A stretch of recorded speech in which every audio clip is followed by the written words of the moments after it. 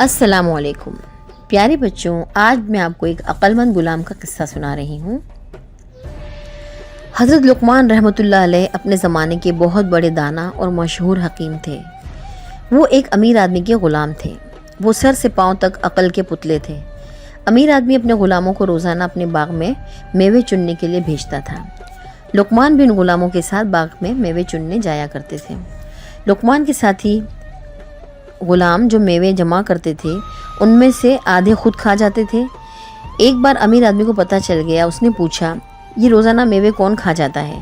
سچ سچ بتاؤ کہ تم میں سے کون یہ بے ایمانی کر رہا ہے؟ غلاموں نے کہا، مالک ہم بے گناہ ہیں، میوے لقمان کھاتا ہے۔ وہ امیر آدمی حضرت لقمان پر خفا ہوا اور ان سے سختی کے ساتھ پیش آیا۔ حضرت لقمان نے کہا، اے مالک، میں جانتا ہوں کہ اللہ بے ایمان کو معاف نہیں کرتا۔ میں اپنی صفائی میں صرف اتنا کہوں گا کہ سب کا امتحان لیا جائے۔ امیر آدمی نے پوچھا، وہ کیسے لقمان؟ امتحان کس طرح لیا جائے؟ حضرت لقمان نے کہا، اس کا طریقہ یہ ہے کہ سب کو گرم پانی پلایا جائے، پھر تو ایک جنگل میں گھوڑے پر سوار ہو کر گھوڑے کو دوڑا، ہم سب تیرے گھوڑے کے ساتھ دوڑیں، اس کے بعد غیب سے علم ہو جائے گا کہ اصل چور کون ہے۔ وہ امیر آدمی حضرت لقمان کی دانائی اور فہم و فراست سے آگاہ تھا۔ اس نے حضرت لقمان کی ہدایت کے مطابق گرم پانی کروایا، پھر تمام غلاموں کو پانی پلایا۔ خوف کے مارے غلاموں کو گرم پانی پینا پڑا۔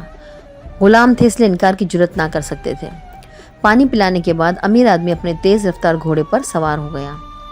تم سب میرے گھوڑے کے ساتھ ساتھ دوڑو، اس نے غلاموں کو حکم دیا اور گھوڑے کو جنگل میں دوڑانے لگا۔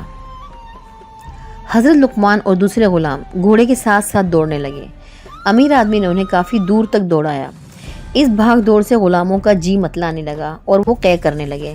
ان کا سارا کھایا پیا باہر نکل آیا، جس میں میوے بھی تھے۔ حضرت لقمان کو بھی قے ہوئی، لیکن ان کی قے بالکل صاف تھی اور معدے سے صرف پانی نکلا۔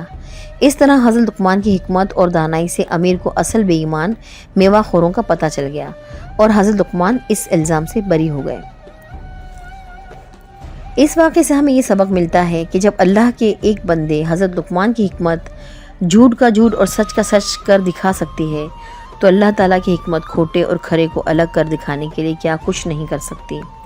ہمیں بھی ہمیشہ سچ بولنا چاہیے اور جھوٹ نہیں بولنا چاہیے۔ کہیں ایسا نہ ہو کہ اللہ تعالیٰ اپنی حکمت سے ہمارا جھوٹ دنیا کے سامنے ظاہر کر دے اور ہمیں شرمندہ اور رسوا ہونا پڑے۔